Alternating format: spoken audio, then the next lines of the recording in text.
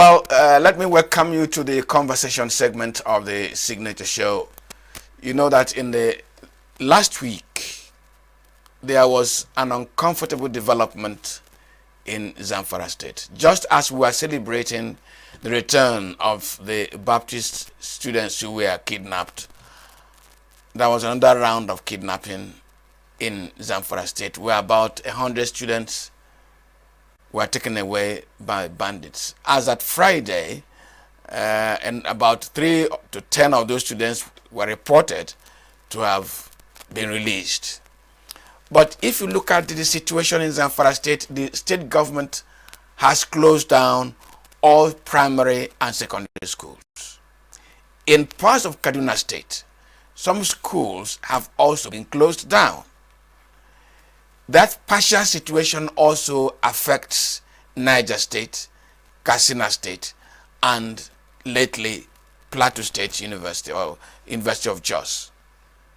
Now, the challenge this seems to create is that education is suffering as a result of insecurity.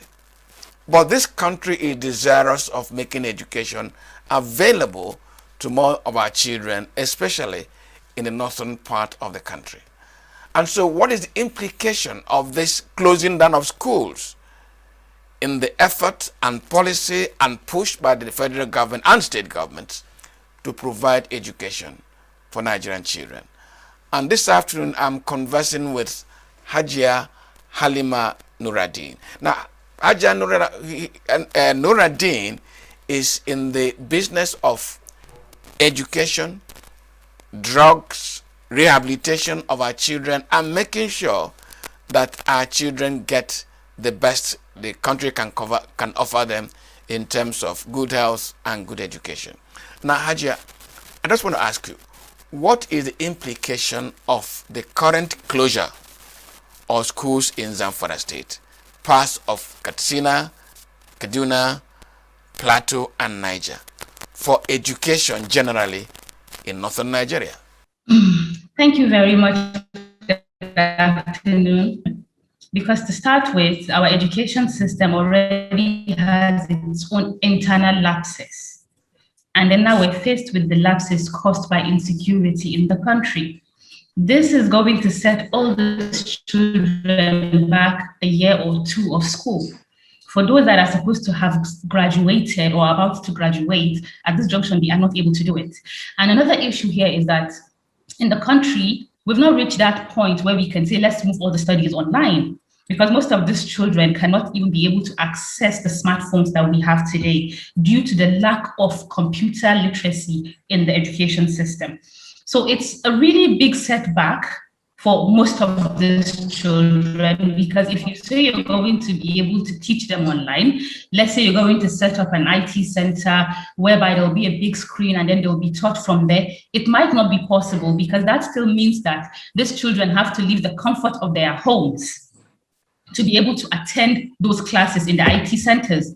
So as much as we look at it, it still has to come back to the issue of security. Now, the next question I want to ask really is, insecurity, is there anything we as parents, state governments, other stakeholders in the country can do to help these our children? Some people have suggested looking for areas of comparative safety and beginning to move some of our children so that there's no disruption in their education. Is that something to consider?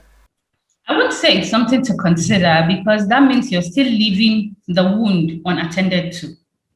Because the major problem we have right now is insecurity. If we're going to say we're going to move the children due to the fact of security issues are not being addressed, that means we might actually leave the place in the hands of the insurgents that are taking over the area. The best thing to do is the government needs to do more into battling insecurity. Because the country in general, the major challenge we're facing in this country is insecurity, not just in the education sector. There are lots of potentials in the country, but it's unable to be achieved due to insecurity. So for us to actually talk about doing anything or going forward in the aspect of insecurity is we need to go back to the drawing board and look at where it all went wrong and start putting the pieces back together from that point so that we can actually get it right. Now, Hajia, there is a very uncomfortable conversation that Boko Haram, which is the very challenge, the biggest challenge of Nigeria's insecurity, has in fact insisted that children should not access formal Western education. And that it appears that Boko Haram is achieving that objective not fighting frontally, but by making it impossible for our children to accept that education, which they are forbidden. Does it occur to you in any way that all these things happening could be proxy tactics by Boko Haram to achieve the same objective of preventing our young ones from accessing Western education? Right from time, everybody that knows Boko Haram know what they are mandating. Always do want people to access Western education, as they call, and as their names stand. When you hear it, Boko Haram, Boko in Hausa means education, like Western education. That's what Boko means, and then Haram means something that is not supposed to be, prohibited something. So we've always known right from time that's how they actually even came about getting their name, Boko Haram.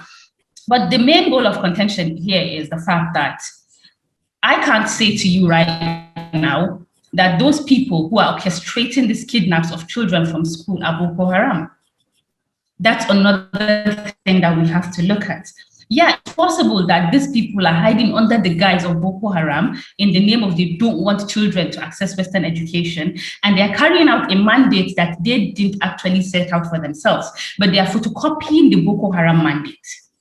That is also very possible, because I can't say to you that, yes, it's Boko Haram that is orchestrating this kidnap, because of the government or the security agencies have not really given us that information to say that it's still Boko Haram that is going around the states and kidnapping these people, but it's still part of their mandate. So we can say that, yes, whoever is it that is doing this is probably doing it in the guise of the Boko Haram mandate. Now, Hajia, just as a last word, we parents, stakeholders, apart from asking the security to step up their game and get this thing solved, is there anything we ought to be doing to help this situation? The best thing we can be doing is to prevent our next generation from falling into the hands of people like the founders of Boko Haram and falling into the hands of people that are into kidnapping, all sorts of social vices. If we are able to actually cut off that link from our next generation, finding themselves, finding mentors, let me use that word, finding mentors among these people, we would actually be able to prevent a lot of the social vices that we're facing today. You will find out that a lot of these people that are engaged into all this kidnapping and all of this thing, yes, there's a lot of frustration in the country about things that are not going right and all of that. And our youth today, we all are trying to make the quick money as fast as we can.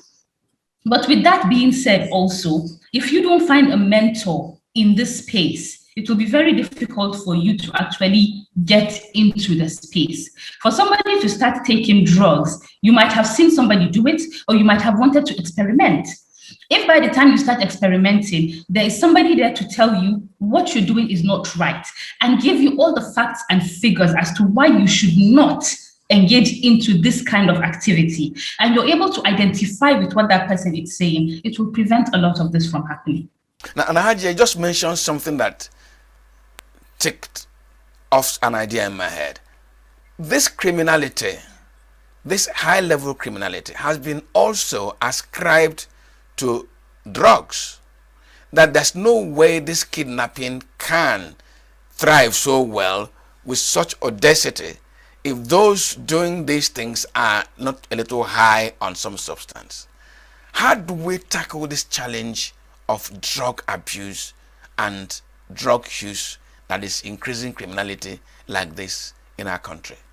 We've gone from the time where these drug takers are using synthetic drugs, are using prescription drugs. We've come to a point whereby they actually manufacture their own drugs themselves.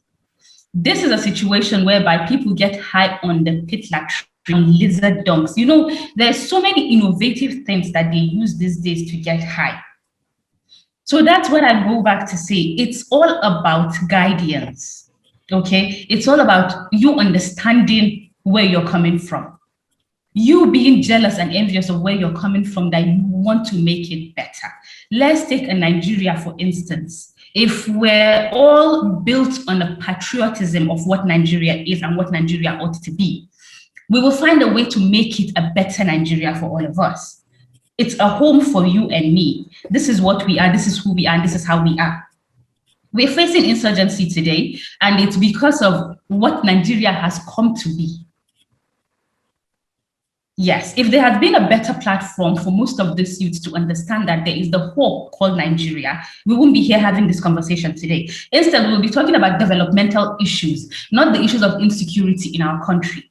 But because of the situation is what it is today, that's why we're talking about insecurity. And we're not talking about insecurity as a matter of, okay, somebody robbed somebody's house. No, we're talking about insecurity on the platform of bombing, of kidnapping. We're talking about insecurity at a very, very high level, which is not supposed to be like that. And it's not supposed to have lasted for this long, because Boko Haram have lasted for too long.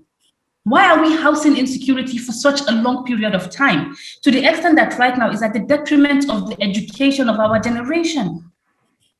We cannot afford infrastructure because of insecurity issues. We cannot enjoy our day-to-day farming. Agriculture is deteriorating by the day because of insecurity issues. We talk about education today. Let's assume these kids are able to go to school and they get the education they need. Where would they work? What would they do? How will they sustain their lives? These are questions that we need to ask ourselves. By the time we have answers to these questions, we can tackle insecurity. Haja, you just also finally, two state governors, the Plateau State Governor, Simon Lalong, and the Nasarawa State Governor, Engineer Sule, just about 3 days ago, said that all this insecurity could also be traced to political maneuverings.